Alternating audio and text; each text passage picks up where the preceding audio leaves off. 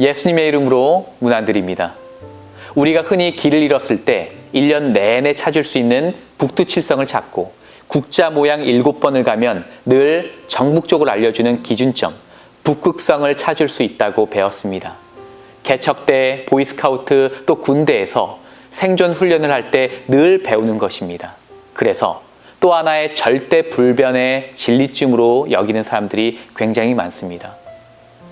그런데 제가 존경하고 또 좋아하는 김정곤 목사님이 설교 중에 이런 진리가 산산조각이 났다라고 하는 그 이야기를 기억합니다. 김정곤 목사님이 한 번은 호주에서 집회를 마치고 마지막 며칠을 관광을 하게 되어서 호주의 사막길을 열심히 달렸다고 합니다.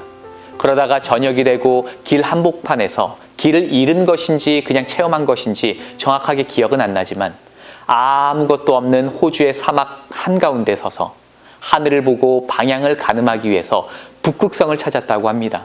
그런데 이리저리 아무리 찾아도 북극성이 보이지 않는 것이었습니다.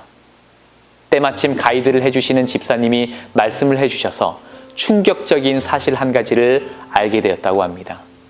알고 보니 북극성은 적도 북쪽에 사는 국가의 사람들만 볼 수 있던 별이었던 것이죠. 적도 남쪽 나라들에서는요, 북극성이 마치 존재하지 않는 그런 별자리였던 것입니다.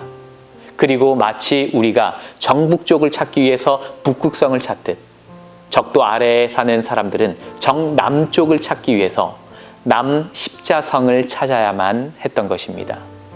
그러고 보니 남십자성이 호주 국기 속에 들어가 있을 만큼 그곳에는 굉장히 중요한 것이었습니다.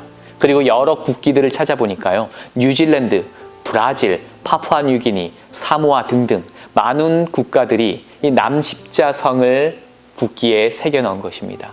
그 정도로 중요했던 것이죠. 목사님은 이 경험을 통해서 고정관념이 완전히 깨어지는 놀라운 경험을 했다고 고백합니다. 때로는 나에게 절대 불변이라고 생각해왔던 그 진리가 다른 각도에서는 그렇지도 않을 수 있다 하는 것을 깨닫게 되었다는 것이죠. 우리가 살아가다 보면 세상이 정해놓은 행복에 대한 원리 원칙들이 얼마나 많은 경우에 부질없는 것인지를 깨닫게 됩니다. 또한 얼마나 쉽게 무너질 모래성 같은 것인지를 깨닫게 되는 것이죠.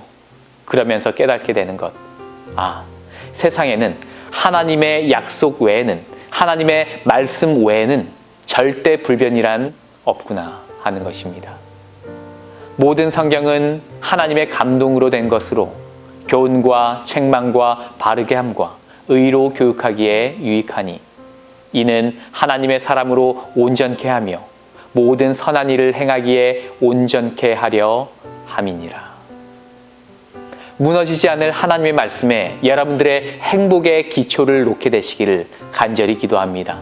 하나님의 말씀을 매일의 양식으로 또 매일의 기준으로 삼아 말씀으로 인해서 살게 되시기를 간절히 바랍니다. 오늘 여러분들에게 하나님의 말씀은 중요합니까? 그리고 절대 불변의 진리로 여기십니까? 그렇게 되시기를 간절히 바랍니다. 기도하겠습니다. 사랑 많으신 아버지 하나님, 오직 하나님의 말씀만이 나의 삶의 행복으로 인도하는 가장 좋은 진리, 기준이 되게 하시고 주님의 말씀으로 오늘을 살아갈 수 있도록 도와주시옵소서. 대속안의 모든 문제들을 하나님의 말씀을 기준으로 선택하며 결정하게 도와주시옵소서. 예수님의 이름으로 간절히 기도합니다.